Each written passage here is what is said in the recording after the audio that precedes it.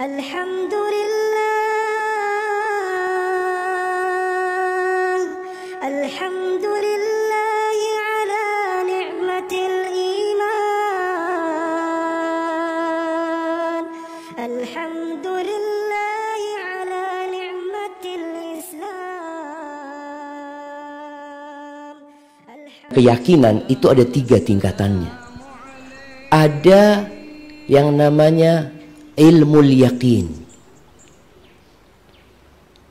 Yang kedua ainul yakin. Yang ketiga haqqul yakin. Ilmul yakin ini keyakinan yang berdasarkan informasi. Kita dikasih tahu bahwasanya Allah menghidupkan yang mati. Yakin kita sama Allah Subhanahu wa taala. Itu tingkatannya ilmul yakin. Nabi Ibrahim yakin Allah bisa menghidupkan yang mati, tapi beliau ingin naik ke tingkatan ainul yakin, yakni keyakinan yang berdasarkan penglihatan. Dan Allah berikan kepada Nabi Ibrahim. Hawariyun juga kepingin sampai tingkatan ainul yakin, kepingin melihat dia. Bahkan sampai hakul yakin. Hakul yakin itu yang dirasakan. Mereka ingin makan dari hidangan itu. Sehingga keyakinan mereka, Masya Allah, surga Allah Azza wa Jalla kita yakin. Tapi itu ilmu yakin. Nanti kita akan melihat. Neraka pun seperti itu. Kita akan melihatnya. Dan semoga kita tidak merasakannya. Jamaah rahimakumullah. Tadi yang dibaca sama imam ya. Di surat Fussilat ya. Di ayat 19 sampai selesai. Di ayat 20 itu diceritakan tentang bagaimana musuh-musuh Allah ketika mereka digiring menuju ke neraka. Allah mengatakan hatta idza ma ja'uha, sampai tatkala mereka mendatangi neraka itu jamaah. Ini di padang mahsyar nih. Syahida alaihim sam'uhum wa absaruhum wa juluduhum bima kanu ya'malun. Akan menjadi saksi atas mereka bukan mulut jamaah. Di sini kan orang diminta kesaksiannya dengan berbicara, tapi lisan itu suka berdusta. Berapa banyak saksi-saksi palsu yang didatangkan di persidangan, yang hanya untuk meringankan hukuman buat pelaku kejahatan. Nanti nggak diperlukan sudah. Siapa yang akan jadi saksi? Yang pertama pendengaran mereka. Jadi bersaksi atas apa yang didengar. Wa absaruhum, matanya menjadi saksi. Dan subhanallah, yang lebih menakutkan jamaah, wa juluduhum, kulit jadi saksi jamaah. Apa yang kita tulis ya? Apa yang pernah kita pegang? Kita pernah bersenggolan. Yang mana kulit ini nempel sama kita, kemanapun kita pergi, dia ada bersama kita. Ini sekarang kita yakin ilmu yakin. Dan nanti orang akan melihat bagaimana mulut dibungkam, kemudian kulit berbicara. Sehingga tatkala kulit ini berbicara, orang yang awalnya dikunci mulutnya, lalu dipersilahkan sama Allah untuk berbicara lagi, awal omongan yang dia katakan adalah omongan kepada kulitnya. Dia berkata kepada kulitnya, wa qalu li juludihim lima syahidtum alaina. Kenapa kalian menjadi saksi yang memberatkan kami? Padahal dari tadi dia ngomong itu dalam rangka supaya kulitnya ini nggak masuk neraka gitu. Kenapa kalian kok menjadi saksi yang memberatkan kami? Apa kata kulit itu? Qalu antaqanallah alladzi antaqa kulla syai. Kulit itu mengatakan, Allah yang nyuruh kita bicara. Dan Allah yang membuat segala sesuatu bisa berbicara. Artinya sekarang kita masih tingkatan ilmu yaqin. Nanti di padang mahsyar mungkin kita akan melihat orang-orang dengan mata kita. Yang terakhir kita akan merasakan kulit kita sendiri menjadi saksi atas semua yang kita lakukan. CCTV bisa dirusak. Alat bukti bisa dihilangkan. Tapi kulit kita, mungkinkah kita menguliti diri kita sendiri? Agar kulit tidak menjadi saksi. Enggak. Maka hendaklah kita berhati-hati tatkala kita sendirian. Tatkala kita mencari rizki. Jangan sampai ada yang terlarang yang masuk di diri kita. Ahibati fillah, Syekh Abdurrahman Ibn Nasir As-Sa'di. Beliau punya kitab yang layak untuk dikaji ya. Judulnya At-Tawdih wal Bayan li Syajaratil Iman. Penjelasan dan keterangan tentang pohon keimanan. Beliau menjelaskan tentang apa saja yang membuat iman kita bertambah. Agar kita bisa terjaga. Kita nggak mungkin minta seperti Nabi Ibrahim. Seperti Nabi Isa alaihissalam. Tapi ternyata ada banyak hal yang dapat menambah keimanan kita. Tapi juga ada banyak perkara yang membuat iman kita jadi lemah. Antum merasakan. Ketika antum futur. Nggak usah tanya Ustadz kenapa anak futur Ustadz ya? Loh, nggak tahu, antum yang tahu kenapa antum futur. Kok tanya sama Ustadz? Yang tahu dengan kerjaan kita, ya kita sendiri gitu loh. Penyebab orang futur itu banyak sebabnya. Maka Ustadz mungkin sekedar menyampaikan teori ya, ini. Tapi yang tahu persis apa yang menyebabkan iman kita turun siapa? Diri kita sendiri jemaah. Apa yang antum pikirkan? Apa yang antum katakan? Apa yang antum lihat? Apa yang antum dengar? Dengan siapa antum berjalan? Kemana antum pergi? Itu antum yang tahu. Ustadz cuma jelaskan mungkin karena ini, mungkin karena ini. Tapi setiap orang tahu dengan dirinya sendiri. Syekh Sa'di menyebutkan secara global. Secara global, yang menyebabkan iman bertambah itu kira-kira ada 4 hal. Yang pertama beliau sebutkan mentadabburi ayat-ayat Allah yang dibaca dari Alkitab dan Sunnah. Ditadabburi itu. Makanya Allah mengatakan afala yatadabbaruna al-Qur'an. Apa mereka tidak mentadabburi Al-Qur'an? Dan orang yang mentadabburi Al-Quran, insya Allah kalau dia kafir, dia masuk Islam. Kalau dia Muslim, bertambah iman. Bagaimana ada seorang juara 1 cepat tepat Alkitab di Malang ya, di Jember dia. Ya dia belajar di Fakultas Teologi ya. Anak tanya, Bapak kok bisa masuk Islam? Kata dia. Iya Ustaz. Anak baca surat Al-Ikhlas Ustaz. 1 surat. Ya dia baca terjemahannya sebenarnya. Anak baca benar ini. Benar. Bersyahadat dia. Karena dia udah capek dengan teori Trinitas ya. Yang dia pelajarin 3, 1, 1, 3. Ketika dia baca Qul huwallahu ahad. Allahu samad lam yalid walam yulad walam yakul lahu kufuwan ahad. Kita baca ini sehari berapa kali? Berapa kali kita baca? Pagi 3 kali. Petang 3 kali. Mau tidur 3 kali. Udah 9 kali. Tambah yang selesai sholat. Kita baca. Tambah lagi sholat kita yang selalu baca Qul huwallahu ahad. Tambah terus tuh. Tapi kita membacanya itu karena pendek dia. Kita insya Allah tahu cerita sahabat yang setiap sholat dia baca Qul Huwallahu Ahad. Selesai baca surat, baca Qul Huwallahu Ahad. Ketika ditanya, kenapa? Tanya, kata Nabi SAW, kenapa dia melakukan itu? Isinya itu sifat Allah dan aku cinta dengan dia. Kita bukan karena cinta sama Qul Huwallahu Ahad, tapi karena paling pendek.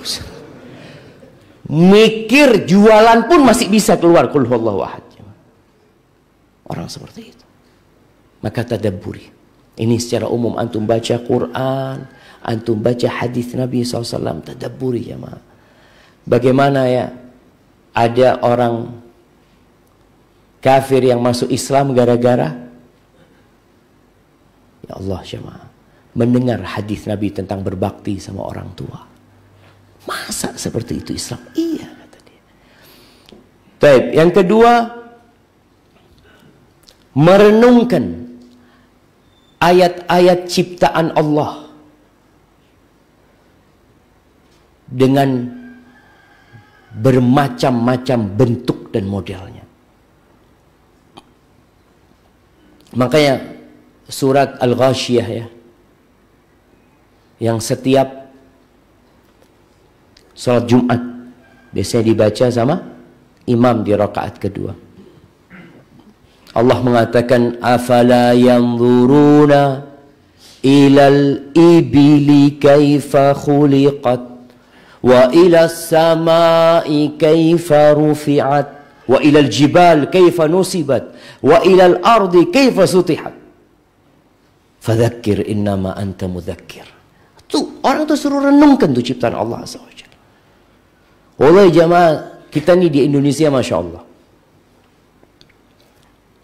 Allah berikan kekayaan alam yang begitu melimpah ruah. Pernahkah kita merenungkan siapa yang ngasih emas di Freeport sana itu? Gunung sana bisa ada emasnya. Kita juga punya timah di mana? Di Bangka Belitung. Kita punya minyak. Kita punya batu bara. Yang orang berlomba-lomba mengeruk itu batu bara sampai lupa dengan pencipta itu batu bara. Apakah mereka nggak pikir siapa yang bikin batu bara ini? Ada yang kaya lewat batu bara, ada yang kaya lewat tambang emas, ada yang kaya dengan pertaniannya. Sawit ya, yang minyak kemarin naik harganya sehingga orang yang tiap hari suka sama gorengan akhirnya dikukus. Dia merenungkan enggak minyak yang datang ini? Dari mana datangnya minyak ini? Bagaimana kalau antum dikasih duit 50.000 dikasih pohon sawit, nih pohon sawit, anak kasih 50.000, tolong keluarkan minyak dari sini 1 liter, anak kasih 50.000. Mau dia jemaah 100.000 anak kasih. Supaya kita benar-benar renungkan, ya Allah, ini Allah jemaah yang menggerakkan manusia untuk nanam sawit, kemudian sawitnya dipanen, kemudian dimasukkan pabrik, keluar minyak sampai ke tempat kita lewat proses yang panjang sekali. Kita renungkan enggak? Baik, yang makan tempe, antum bisa bayangin ya, kalau setiap antum makan tempe harus bikin dulu. Kapan antum makannya jemaah? Harus bikin dulu. Itu bisa sampai ke meja antum. Renungkan jemaah. Ikan, sayuran, nasi yang kita makan. Siapa yang menumbuhkan? Siapa yang menumbuhkan itu? Padi jemaah. Apakah para petani yang menumbuhkan padi? Lah. Makanya Allah Azza wa Jalla benar-benar mengingatkan manusia. Afara'aitum ma tahruthun? Antum tazra'unahu am nahnu zari'un? Kalian melihat apa yang kalian tanam itu? Apakah kalian yang menumbuhkannya atau kami yang menumbuhkannya? Makanya seorang petani ketika panen seharusnya yang dia ingat adalah Allah. Di situ ada zakatnya. Ada zakatnya ini. Allah yang menumbuhkan ini semua. Jadi merenungkan ciptaan Allah Azza wa Jalla yang ada di sekitar kita. Nggak usah jauh-jauh antum. Allah bikin permisalan di dalam Al-Quranul Karim dengan nyamuk. Antum lihat itu nyamuk. Sebagian orang ketika melihat nyamuk, ya Allah, kenapa sih Allah ciptakan nyamuk ini? Penyakit ini. Antum kalau tahu berapa ribu manusia yang makan dari nyamuk. Makan dari nyamuk dia. Yang pabrik apa? Pabrik nyamuk itu, obat nyamuk. Apa semuanya? Makannya dari mana dia? Nyamuk. Tahu nyamuk gak ada, kita mau kerja apa? Kita gak ada nyamuk. Artinya secara akal Allah sudah mengatur semuanya. Lalat. Lalat jamaah. Apa sih manfaatnya lalat? Apa manfaatnya lalat jamaah? Anak kasih hadiah. Nah, bikin penyakit. Masya Allah. Anak kasih hadiah dengan apa-apa. Lalat itu yang membuat kita bersih hidupnya. Kalau sampah itu dibuang, nggak ada lalat yang datang, orang akan buang sampah sembarangan. Sehingga dengan adanya lalat, kita bungkus itu sampah ya. Karena sampah akan ada bertonton, mungkin berjuta-juta ton orang itu membuang sampah aja. Dengan adanya lalat kita jadi hidup bersih, takut sama lalat ini dan itu. Dan juga berapa banyak orang yang makan dari lalat. Antum tahu ada apa? Plastik, bukannya kertas lalat itu ya.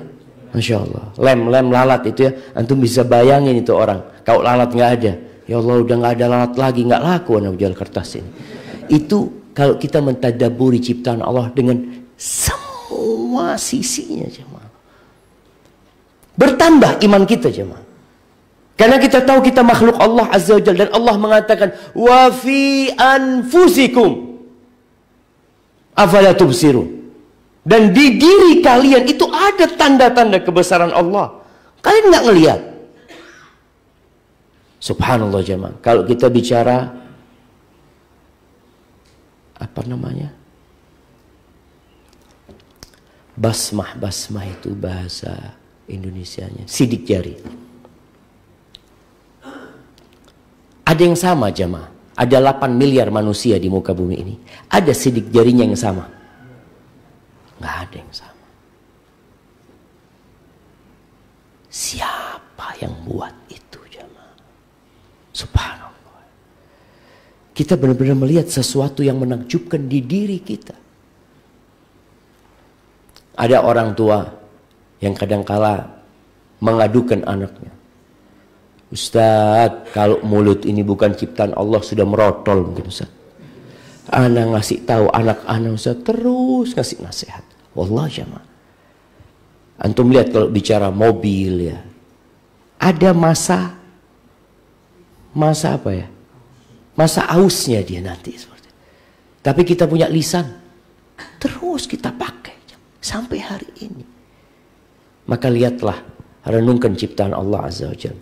Yang ketiga kata Syekh Abdurrahman bin Nasir As-Sa'di, al-hirs ala ma'rifatil haqq alladhi khuliqa lahul 'abd. Semangat mengetahui tentang kenapa kita diciptakan. Kenapa kita ada di sini? Orang yang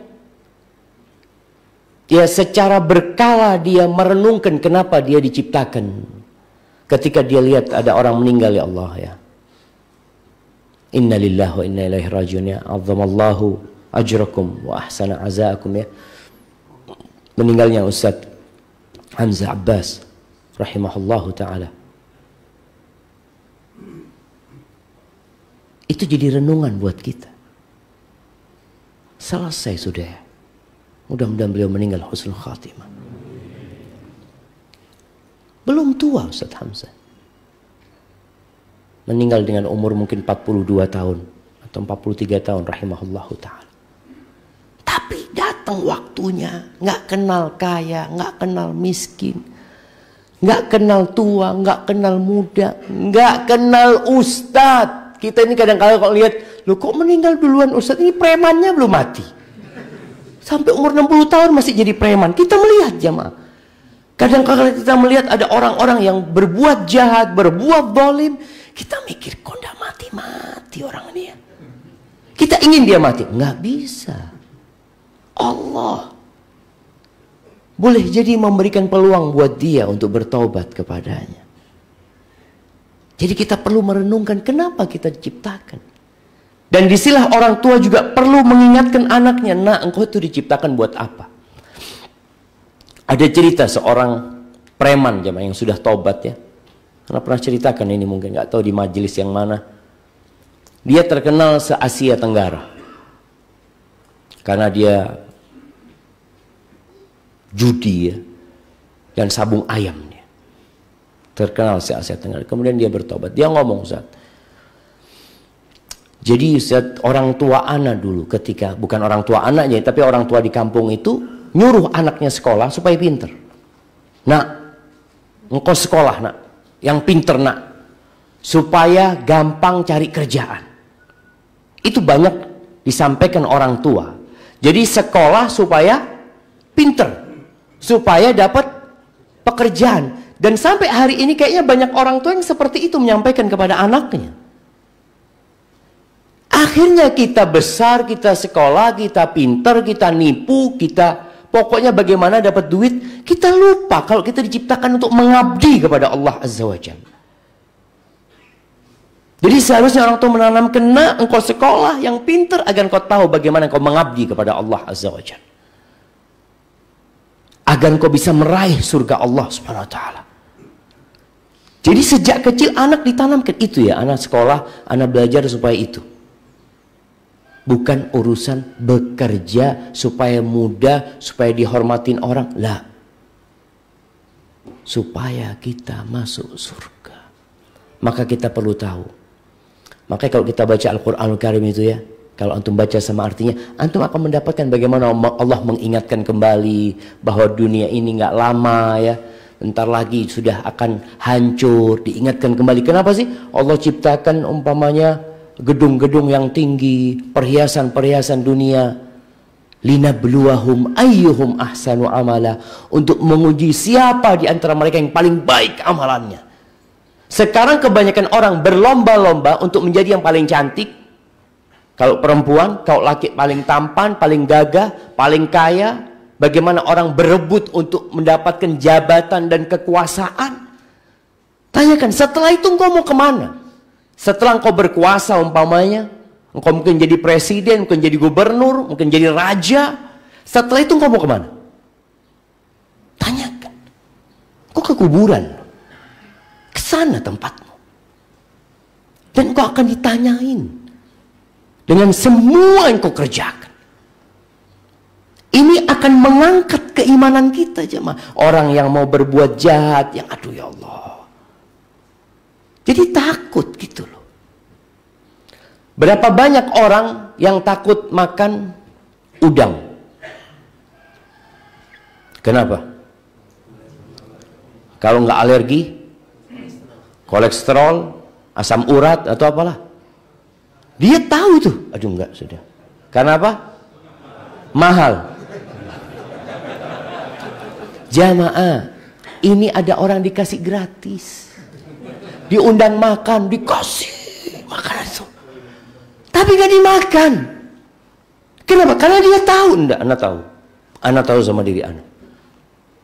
Sampai semalam kita makan durian, ada satu orang, ayo faktor durian, gratis nih, banyak duriannya. Kata dia, enggak.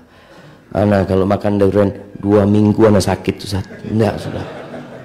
Tahu dia. Ilmu ini membuat dia jadi takut.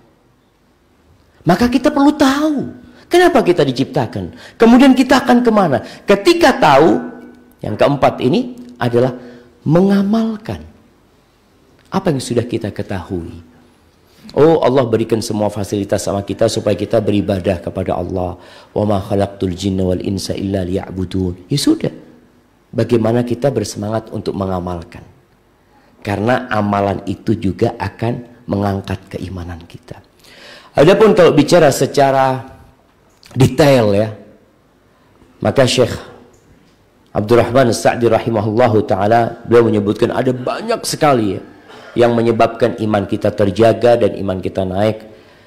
Yang paling agung kata beliau adalah mengenal Allah dengan Asmaul Husna. Kita ini sejak ngaji jarang baca Asmaul Husna. Dulu belum ngaji bacaannya Asmaul Husna sampai hafal Asmaul Husna. Sekarang mungkin sebagian udah nggak hafal. Baca jemaah. Hafalin. Kata Nabi alaihi salatu wassalam, "Inna lillahi tis'atan wa tis'ina asman. Mi'ah illa wahidah." Sesungguhnya Allah memiliki 99 nama, 100 kurang 1. Man ahsaha dakhalal jannah. Barang siapa yang dapat menghitungnya, yakni dengan cara dia menghafalnya, memahami artinya, berdoa dengan nama tersebut, bahkan beribadah dengan nama-nama Allah, itu masuk surga. Makanya ketika antum tahu nama Allah itu Afu, doa yang diajarkan Nabi dibaca pada Lailatul Qadar apa? Allahumma innaka afuun tuhibbul afwa fa'fu anni. Ya Allah, sesungguhnya Engkau Maha Pemaaf. Engkau cinta dengan maaf, ya Allah. Maafkan aku, ya Allah. Antum baca itu. Mungkinkah setelah itu ada saudara antum minta maaf, antum katakan tiada maaf bagimu? Ya, antum baru saja minta maaf sama Allah. Baru saja antum mengatakan Allahumma innaka afuun tuhibbul afwa fa'fu anni. Sekarang antum, saudara antum minta maaf, antum katakan nggak ada maaf buat dia. Berarti kan dia tidak merenungkan yang dia baca. Karena kalau kita baca itu, ya Allah jemaah, ketika kita membaca Ar-Razzaq, subhanallah, atau Al-Ghani, Allah itu maha kaya. Ada seorang jualan, jemaah, jualan di pinggir jalan, dia jualan jeruk kalau nggak salah. Subhanallah, di gerobak jeruknya itu ada tulisannya bahasa Arab. Tulisannya itu bunyinya apa? Kaifa akhaful faqra wa ana Abdul Ghani.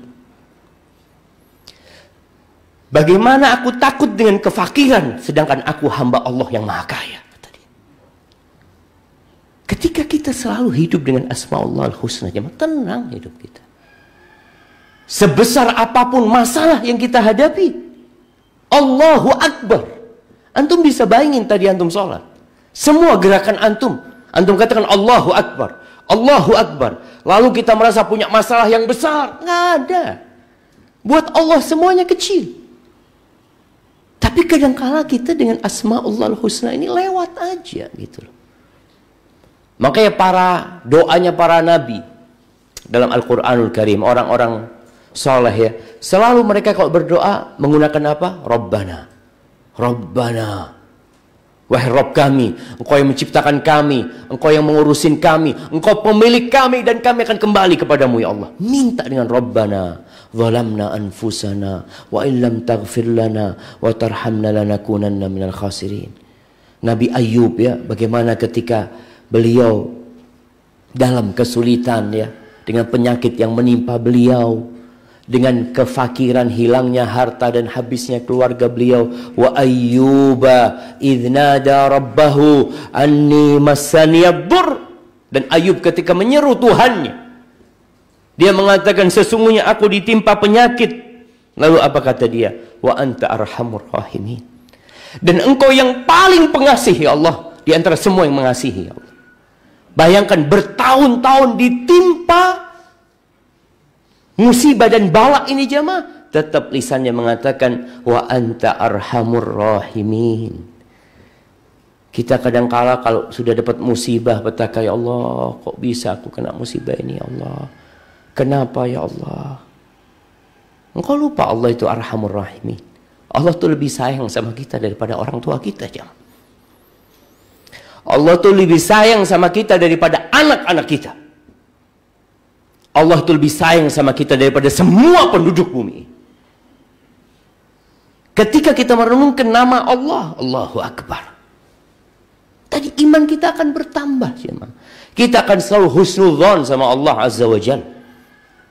Tapi tatkala kita nggak mau mengkaji asma Allah al-husna, ya kita akan sering mengeluh.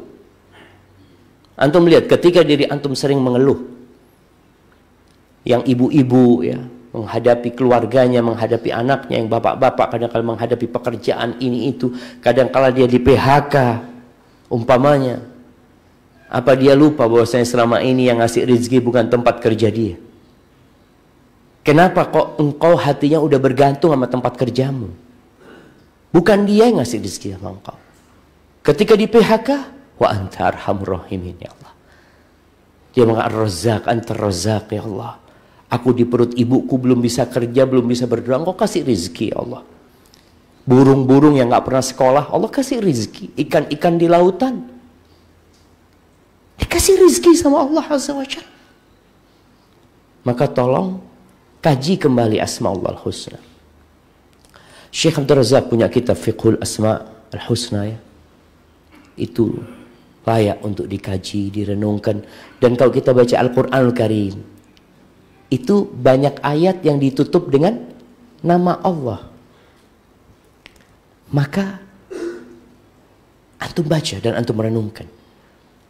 Cerita istrinya Nabi Ibrahim, Sarah. Ketika malaikat datang ke rumahnya Nabi Ibrahim, dan malaikat mengatakan kepada Nabi Ibrahim, kau mau punya anak gitu. Lalu istrinya datang, mendengar dia mau punya anak, fasaqat wajha. Dia mengatakan, ajuzun aqim. Aku ini udah tua, renta, mandul lagi. Gimana mau punya anak, kata dia. Apa kata para malaikat? Qalu kadzaliki qala rabbuki innahu huwal hakimul alim. Diingatkan, seperti itu yang Allah katakan. Dan dia itu Al-Hakim, yang maha bijak, yang penuh dengan hikmah. Al-Alim, yang maha mengetahui. Jadi diingatkan dengan nama-nama Allah yang akhirnya imannya pun bertambah. Kemudian beliau sebutkan mentadabburi Al-Quran secara umum ya. Yang kita hafal lah jemaah. Antum sekarang tadabburi yang senantiasa antum baca waktu sholat. Antum hafal 5 surat, nggak apa-apa. Antum baca tafsirnya, antum kaji. Al-Fatihah, antum sering-sering baca tafsirnya. Mungkin anak pernah, antum tanyalah, mungkin anak kapan terakhir anak baca tafsir Al-Fatihah ya? Kayaknya tahun lalu, baca lagi tafsir Al-Fatihah. Ana udah pernah baca tafsir Qul Huwallahu, baca lagi tafsirnya. Terus sampai antum benar-benar mendapatkan kedamaian jemaah. Karena manusia itu suka lupa. Maka tadabburi paling tidak ayat-ayat yang kita hafal. Surat Al-A'la sama Al-Ghashiyah, itu yang sering dibaca sama imam. Antum tadabburi. Sehingga setiap hari Jumat ketika dibacakan, subhanallah, apa kata Allah Azza wa Jalla tentang orang beriman? Idza tuliyat alaihim ayatuhu zadathum imana. Apabila dibacakan kepada mereka ayat-ayat Allah, bertambah keimanan mereka. Cuma ketika kita tidak memahami dan tidak mentadabburinya, ya seringkali kita membaca Al-Quran itu hanya sekedar mengejar hatam. Yang penting hatam. Setelah hatam apa? Udah hatam antum, alhamdulillah, 3 kalian hatam. Sekedar untuk banyak-banyakan hatam, enggak. Bagaimana kita mentadabburi ayat-ayat Allah itu? Kemudian ya, yang ketiga atau yang keempat? Yang ketiga ya. Baik, yang ketiga. Yang pertama tadi apa? Secara mengenal Allah lewat asma Allah al-husna, kemudian mentadabburi Al-Quran secara umum, kemudian mengkaji hadis-hadis Nabi Muhammad SAW. Maka usahakanlah kita punya bacaan hadis. Di rumah antum beli kitab Riyadhus Shalihin umpamanya, antum baca. Tiap hari anda baca 1 hadis, nggak apa-apa, baca. Selain ngaji ke masjid ya, belajar di masjid, ada satu budaya mungkin Anda lihat di Madinah itu di beberapa masjid ya, mereka membiasakan setiap selesai sholat dalam 5 waktu itu ada satu sholat mereka baca Riyadhus Shalihin. Baca, jadi bukan kajian ya. Jadi cuma membacakan hadisnya 2-3 hadis terus selesai sudah. Mungkin 5 menit. Ya dilihatlah di sini yang banyak jamaahnya sholat duhur umpamanya. Ya udah sampaikan jamaah kita 5 menit lah baca. Imamnya aja, nggak perlu datangin ustadz. Imamnya bacain, selesai sudah. Jadi itu insya Allah kalau tiap hari kita tambah 1 hadis, 2 hadis, setahun berapa hadis yang kita dengar? 350 hadis lebih jamaah. Kalau 10 tahun 3.600-an yang kita baca. Selesai itu yang diriwayatkan oleh sahabat Aisyah, Jabir bin Abdullah, Anas bin Malik. Kalau tambah lagi, Abu Hurairah itu meriwayatkan hadis dari Nabi SAW 5.000 kira-kira. Berarti kan umur 50 tahun ini, kalau dia di masjidnya tiap hari baca 1 hadis, insya Allah sudah khatam jemaah. Jadi sebaik-baiknya amalan itu yang berkesinambungan walaupun sedikit. Sudah 1 hadis dibaca. Kemudian yang keempat, mengenal Nabi Muhammad SAW. Ceritanya, cicitnya Nabi Muhammad SAW. Namanya Ali, putranya Husain. Cucunya Ali ibn Husain, ibn Ali ya. Ali anaknya Husain, anaknya Ali bin Abi Thalib. Dia mengatakan, kunna nu'allam maghaziyan Nabi SAW kama nu'allam as-surah minal Quran. Kita itu diajarin ini oleh para sahabat, dia diajarin oleh bapaknya, oleh guru-gurunya, diajarin sirah nabawiyah, kejadian-kejadian peperangan Nabi Muhammad SAW seperti diajari Al-Quranul Karim. Surat dari Al-Quranul Karim dihafal jemaah.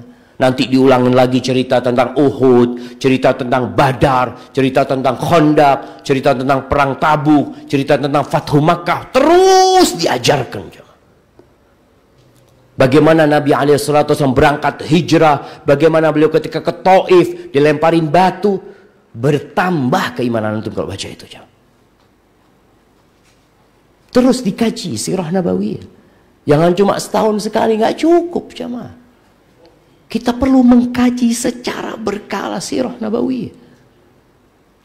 Dan antum merasakan ya, ana benar-benar ketika membaca cerita Nabi SAW di Taif itu jemaah, bayangin ya, Nabi SAW itu makhluk yang paling dicintai Allah. Di antara semua nabi, Nabi kita Muhammad SAW yang paling mulia. Dan Allah akan tunjukkan kedudukan Nabi Muhammad SAW di depan seluruh umat manusia, dari Nabi Adam sampai manusia terakhir nanti.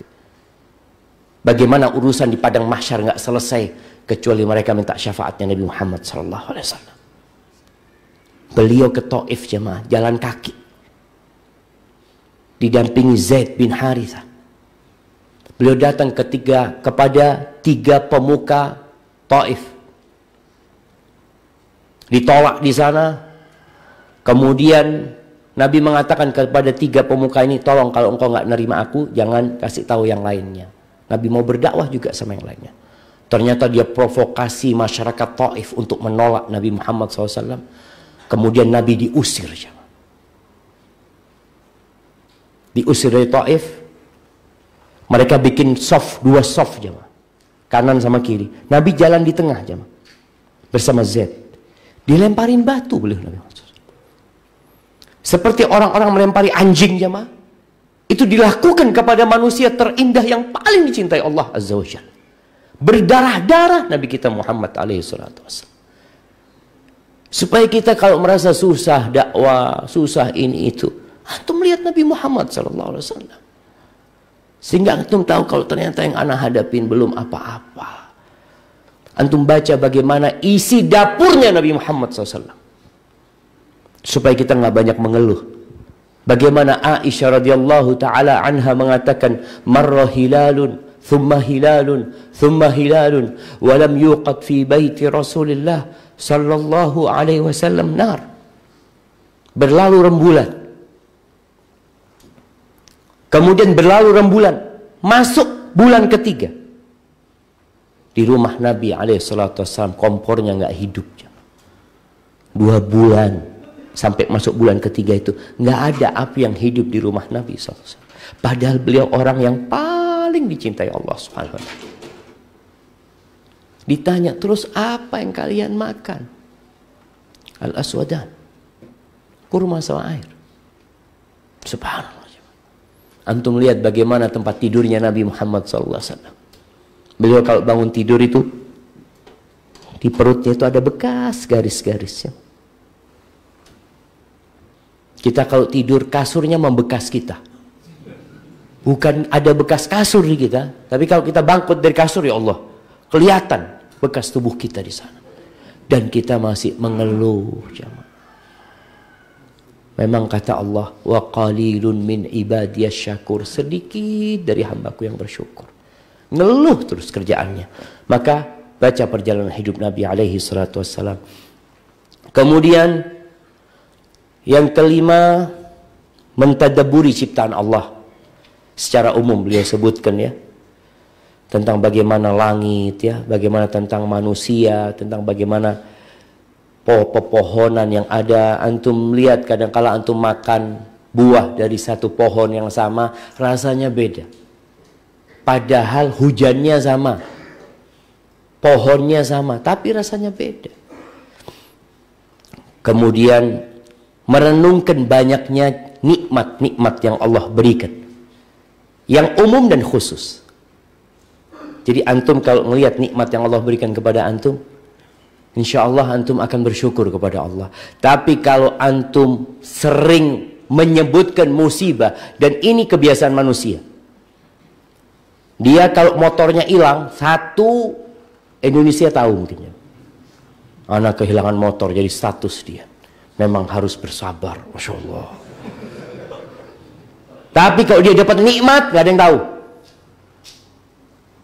Karena kita lebih suka menampakkan kepada manusia musibah yang menimpa kita. Padahal kata Allah, wa amma bi ni'mati rabbika fahaddits. Dengan nikmat yang Allah berikan kepadamu, ceritakan. Supaya engkau tahu Allah kasih banyak sama engkau. Dan musibahmu itu bisa dilihat, setahun dia cuma ngeluh sekali musibah, tapi melupakan nikmat-nikmat yang banyak. Dan khususnya bagi para wanita ya. Rasul SAW secara khusus mengatakan kepada para wanita ketika Idul Adha atau Idul Fitri, tasaddaqna fa inni ra'aitukunna aktsara ahlin nar. Kalian banyak-banyak sedekah. Suruh bersedekah perempuan-perempuan ini. Karena aku melihat kebanyakan kalian di neraka. Lalu apa kata seorang wanita? Walima ya Rasulullah. Kenapa ya Rasulullah? Kenapa kebanyakan wanita di neraka? Subhanallah. Apakah mereka tidak sholat? Sholat. Mereka tidak puasa? Puasa mereka. Masalahnya yakfurnal ashir wa yakfurnal ihsan. Mereka kufur. Kufur kepada suaminya. Kufur kepada kebaikan-kebaikan. Nabi memberikan sebuah perumpamaan. Lau ahsanta ila ihdahunna ad-dahr thumma ra'at minka syai'an. Apabila engkau berbuat baik kepada salah satu dari mereka, dari istrimu ini, sepanjang tahun engkau berbuat baik sama mereka, kemudian dia melihat keburukan di dirimu, kesalahan dilakukan suami, apa kata dia? Ma ra'aitu minka khairan qat. Aku nggak pernah lihat kebaikan dari dirimu, wala satu. Engkau nggak pernah nyenangkan hidupku, engkau nggak pernah menggembirakan aku. Terus dia, padahal setahun jamaah senang. Maka para wanita, tolong diperhatikan sifat ini. Jangan cuma memperhatikan sholatnya, Jangan cuma memperhatikan puasanya. Oke, datang kajian, majelis ilmu, belajar. Tapi ingat, ada satu tabiat yang harus dijaga.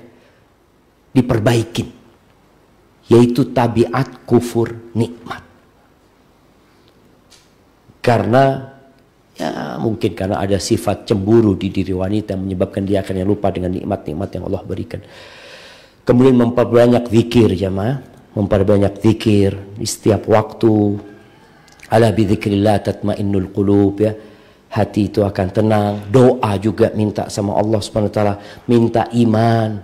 Antum perhatikan doa-doa antum dalam sehari. Mau tidur nanti malam antum lihat. Doa ana minta iman itu berapa kali? Antum minta iman, minta petunjuk, minta ketakwaan sama Allah. Lihat. Berapa kali ana minta, ya. Sehingga antum sadar, karena orang kalau minta namun nggak sadar, artinya lalai, dia nggak diterima sama Allah SWT. Innallaha la yastajibu du'aan min qalbin lahin ghafil. Allah nggak ngabulin doa yang sumbernya hati yang lalai, yang lengah. Allah nggak ngabulin.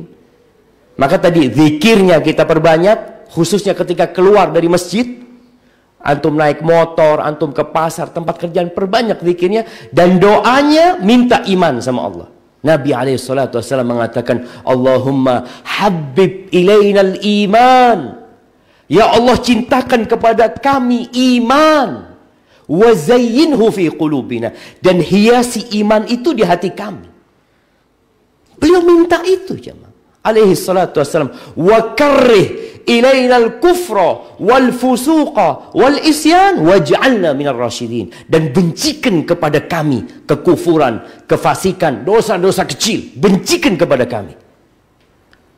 Dan jadikan kami orang yang mendapatkan petunjuk. Itu doa Nabi SAW. Beliau belum minta Allahumma inni as'alukal huda wattuqa wal afafa wal ghina. Beliau juga minta Allahumma qsim lana min khasyatik. Ya Allah, bagikan buat kami rasa takut kepadamu. Beliau minta itu.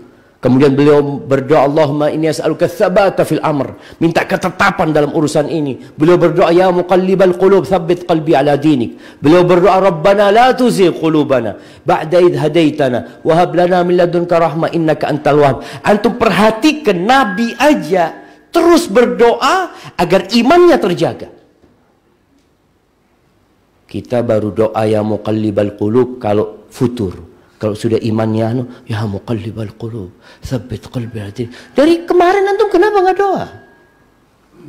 Perbanyak doa itu, jamaah. Kemudian ana nih kasih waktu sampai jam 6, jamaah. Insyaallah. 1 menit lagi, jamaah. Mengenal keindahan Islam, ya. Mengenal keindahan Islam. Karena semua ajaran Islam itu indah. Dan orang-orang kafir itu berusaha untuk menutupi keindahan Islam. Sehingga muncul yang namanya Islamophobia. Orang kalau Islamophobia itu, ya gimana dia akan cinta sama Islam? Sedangkan digambarkan Islam ini buruk. Baik, Anda tutup dengan ada pertanyaan sini, Anda jawab insyaAllah. Cerita Iyad Al-Azdi yang diceritakan oleh Imam Muslim, ya. Iyad Al-Azdi ini dari Shanu'ah, dari daerah Yaman sana. Dia adalah sayyid. Dia orang yang mulia di kaumnya. Bahkan dia itu tabib. Suka meruqyah dia. Jadi ruqyah ini sudah ada sejak sebelum Islam. Makanya ketika para sahabat, mereka punya bacaan ruqyah sebelum Islam, jemaah. Nabi SAW mengatakan, "I'ridu alayya ruqakum." Tunjukkan ruqyah kalian itu. Maka diperbolehkan ruqyah selama tidak mengandung unsur kesyirikan di sana, ya. Iyad ini ketika masuk Mekah, di kota Mekah itu, di jalanan itu yang ada, ya Allah, ya, omongan Muhammad Majnun.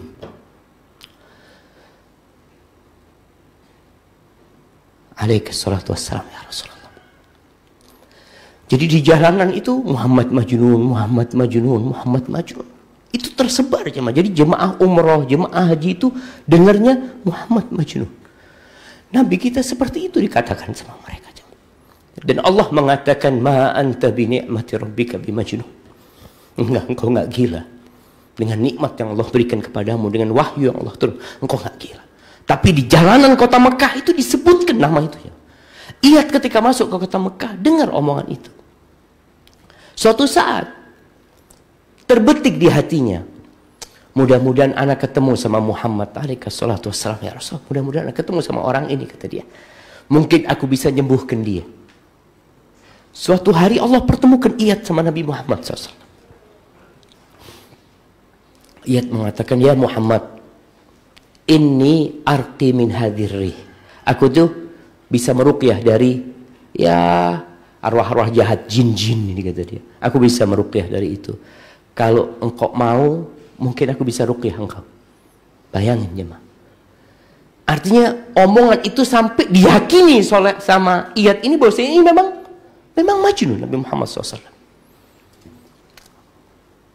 Lalu Nabi SAW mengatakan kepada Iyad, Alhamdulillah, nahmaduhu wa nasta'inuhu, man yahdillah fala mudhillalah wa man yudlil fala hadiyalah. Wa ashhadu an la ilaha illallah wahdahu la syarika lah wa ashhadu anna Muhammadan abduhu wa rasuluh. Iyad ketika mendengar ucapan Nabi Muhammad SAW, dia mengatakan, a'id alayya, coba engkau ulangi bacaanmu itu. Diulangi lagi sama Nabi SAW. Iyad mengatakan, aku ini sudah mendengar ucapan penyihir-penyihir, dukun-dukun, penyair-penyair, tapi aku nggak pernah mendengarkan ucapan seperti ucapanmu ini, kata dia. Coba engkau ulangin lagi. Diulangin sampai 3 kali. Setelah itu kata Iyad, ubsut yadak, berikan tanganmu kepada aku. Aku baiat sama engkau, kata dia. Apa kata Nabi SAW? Wa ala qaumika. Engkau baiat juga untuk kaummu, kata Iyad. Wa ala qaumi. Lalu Iyad mengatakan, asyhadu an la ilaha illallah wa asyhadu annaka rasulullah. Jadi orang itu kalau tahu dengan keindahan Islam, Nabi cuma membacakan khutbatul hajah, jemaah. Tapi orang ini faham bahasa Arab. Dia renungkan bacaan Nabi SAW. Ini bukan bacaan penyihir wala dukun yang katanya mereka ini orang gila. Enggak, ini orang waras ini. Dan dia pun masuk Islam. Dan subhanallah, dalam satu peperangan para sahabat itu melewatin kampungnya Iyad al-Azdi. Di antara mereka ada yang ambil wadah dari kampung itu. Anda lupa siapa pemimpin komandan perang. Kembalikan. Ini kabilahnya Iyad al-Azdi yang dia masuk Islam sudah, berbaiat sama Nabi SAW. Maka ahibati fillah, antum perlu juga membaca tentang keindahan Islam. Sebarkan tentang Islam itu. Karena mereka mengatakan Islam itu radikal. Islam itu teroris. Islam itu menakutkan. Islam itu barbar. Islam itu menolak kemajuan. Islam itu terus jamaah. Kenapa? Karena mereka takut kalau orang tahu Islam yang sebenarnya, yadkhuluna fi dinillahi afwaja. Mereka masuk ke agama Islam jamaah. Itu tukang cuci celananya pemain bola, bagaimana dia masuk Islam? Ketika dia mencuci seragamnya pemain bola itu, ada satu celana punya pemain bola yang nggak pesing dia. Dia kepingin ketemu dengan pemain bola ini. Suatu hari dia ketemu. Aku mau tanya, kata dia, mangkau, kenapa celanamu beda gitu loh sama celana pemain-pemain yang lain, kata dia. Gak ada bau amis, gak ada bau pesing, kata dia. Apa kata dia? Ana muslim. Aku muslim, kata dia. Loh, apa itu muslim, kata dia. Gak tahu dia Islamnya. Diceritakan tentang Islam, masuk Islam dia. Maka kita perlu menampakkan keindahan Islam, share tentang maklumat tentang keindahan Islam. Hukum Islam yang dikatakan qisas itu tidak berperi kemanusiaan ya. Membunuh dibunuh itu melangkahi hak asasi manusia. Padahal Allah mengatakan walakum fil qisasi hayatun ya ulil albab. Kalian dengan menegakkan qisas itu akan ada kehidupan buat orang-orang yang punya akal. Maka tunjukkan keindahan Islam. Kalau kemarin ketika Covid ya, suruh cuci tangan, di mana-mana cuci tangan. Islam dari dulu udah ngajarin cuci tangan. Mau tidur suruh cuci tangan. Kita mau tidur, mau bangun tidur, cuci tangan, mencuci wajah, berwudu kita jemaah. Terus kita lakukan itu. Tapi kadangkala orang lupa dengan keindahan-keindahan. Barakallahu fiik. Baik, ana izin minum dulu. Bismillah.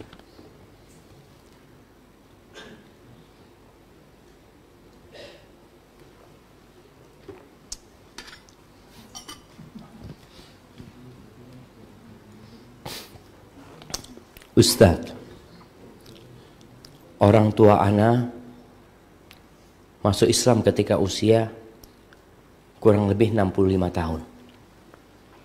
Alhamdulillah jemaah, alhamdulillah. Jika mereka sholat ada kesalahan dalam pengucapan makhraj huruf, apakah sholatnya bisa diterima oleh Allah? Dan adakah kalau mereka saat zikir pagi dan petang gunakan bahasa Indonesia, beliau mendapatkan keutamaan dari zikir tersebut? Subhanallah jemaah ya. Ada seorang sahabat yang ketika masuk Islam dia nggak bisa baca Al-Fatihah. Ya udah diajarin baca subhanallah walhamdulillah wala ilaha illallah allahu akbar. Tapi kalau bisa baca Al-Fatihah, baca Al-Fatihah. Kalau dikatakan ada kesalahan makhraj huruf, nggak ada masalah jemaah. Karena kesalahan itu bukan dibuat-buat. Bukan juga karena dia malas belajar. Tapi karena keterbatasan dia. Dan insya Allah nggak ada masalah. Tinggal terus diperbaikin ya. Orang tuanya makhraj hurufnya, bacaannya supaya lebih baik lagi.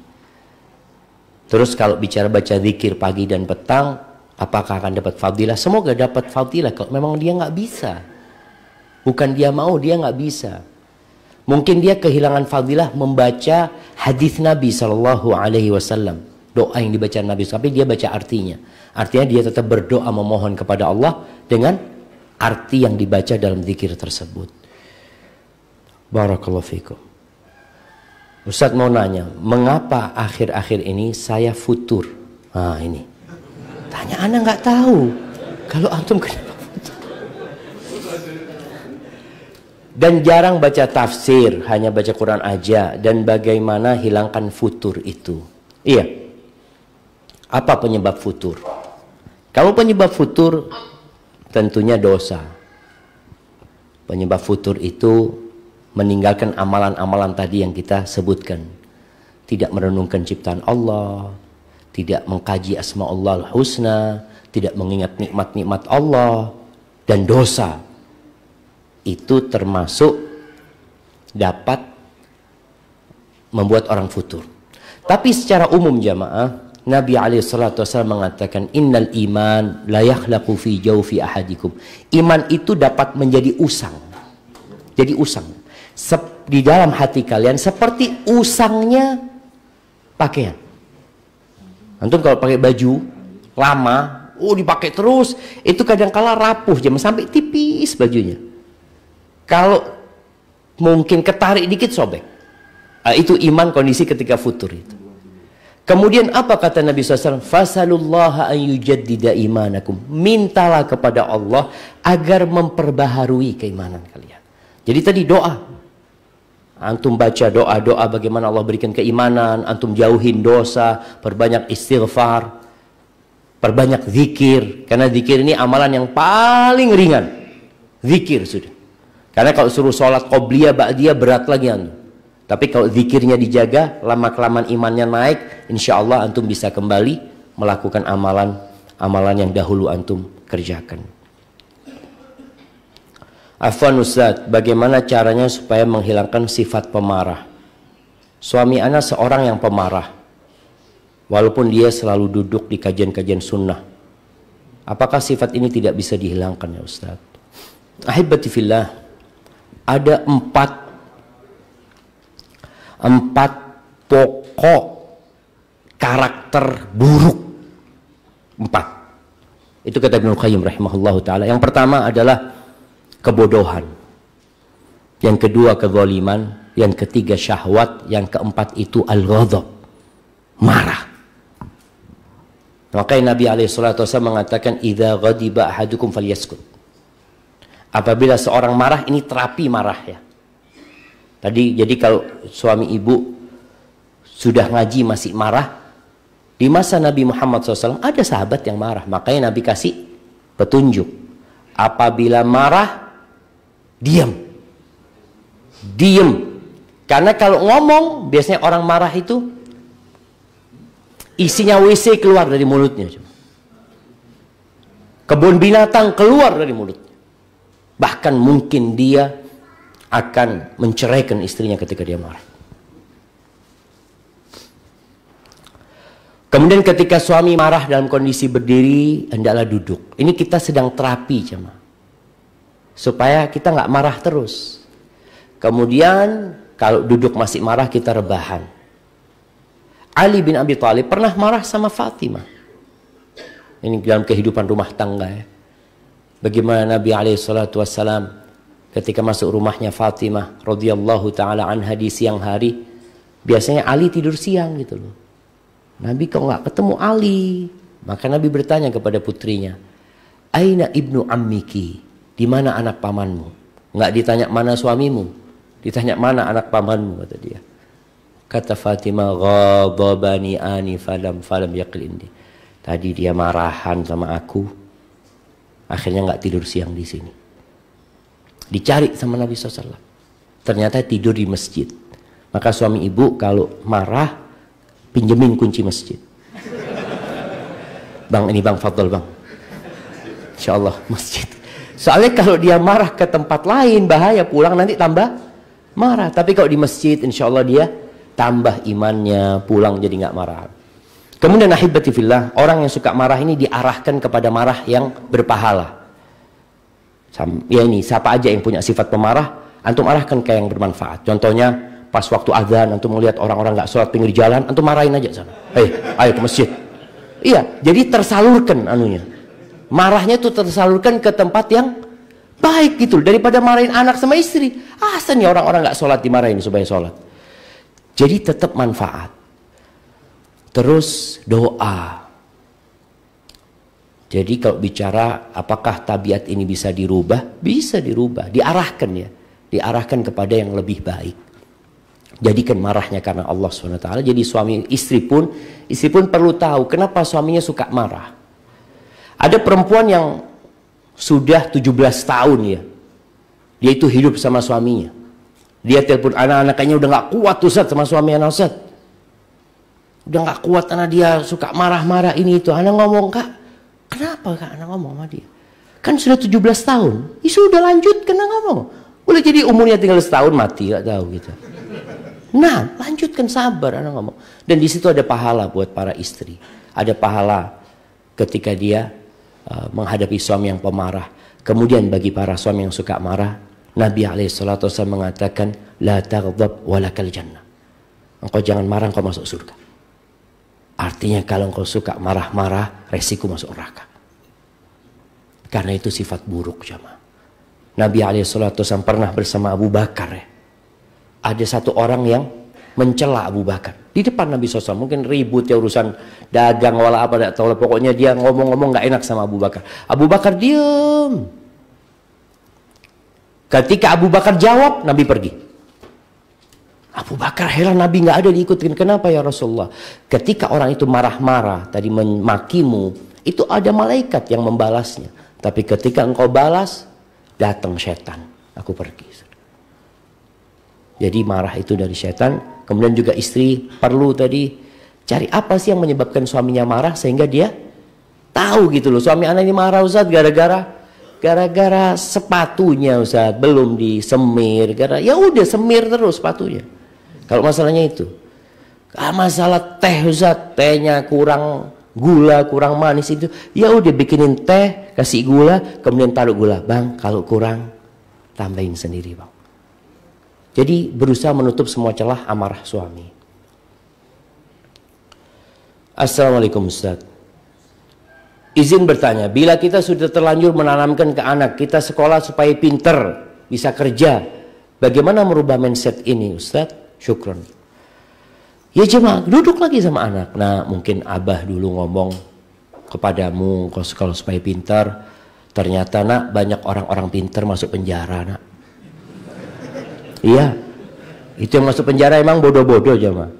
Oh, profesor masuk penjara, doktor masuk penjara, bupati masuk penjara. Jadi penjara itu ternyata bukan isinya maling doang. Banyak orang-orang pintar di sana.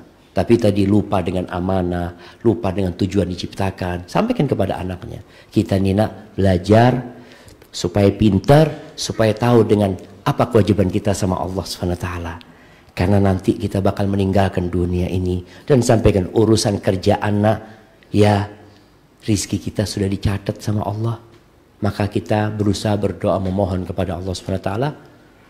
Barakallahu fiik. Kayaknya itu pertanyaan terakhir. Hadza wallahu a'lam bissawab jamaah. Sebenarnya masih banyak yang disebutkan oleh Syekh Abdurrahman Sa'di. Moga lain waktu kita bisa lanjutkan.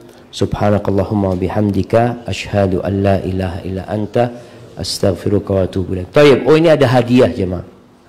Baik, ana mau kasih hadiah. Sebutkan ya 3 tingkatan manusia. Nah, itu angkat tangan dulu. Nah,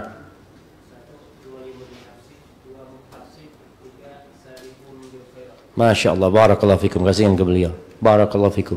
Yang pertama apa? Zalimun li nafsih, muqtasid, terus sabiqun bil khairat. Pertanyaan yang kedua. Apa judul kitab Syekh Abdurrahman As-Sa'di? Masya Allah. Nah, iya. Ana yang salah pertanyaannya jemaah. Nah, iya itu salah satu bukunya Syekh Abdurrahman As-Sa'di. Maksudnya buku yang tadi kita baca itu jemaah. Jadi salah satu kitabnya Syekh Abdurrahman As-Sa'di itu, nah, Taisirul Karimil Mannan. Tapi buku yang tadi kita baca jemaah, apa judulnya? Nah, Li Syajaratil Iman. Masya Allah, barakallahu fikum. Fadhal. Taib. Tadi kita sebutkan 4 hal yang global yang akan menjaga dan menumbuhkan keimanan kita. Nah,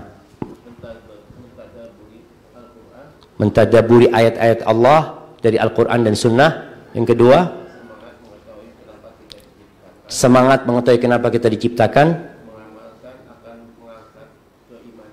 mengamalkan apa yang kita diperintahkan. Satu lagi apa? Merenungkan ciptaan Allah Azza. Masya Allah, anak kasih yang besar ini Bapak. Masya Allah, barakallahu fikum. Tapi satu lagi, Masya Allah, sebutkan 3 hal yang detail tadi, bagaimana menjaga keimanan kita. Nah, pertama ya ilmu yakin, amirul yakin, dan bidul yakin. Oh, itu tentang keyakinan. Enggak, apa saja supaya kita bisa bertambah keimanannya kita. Selain yang global tadi, ada yang secara detail. Yang Asma'ullah Al-Husna,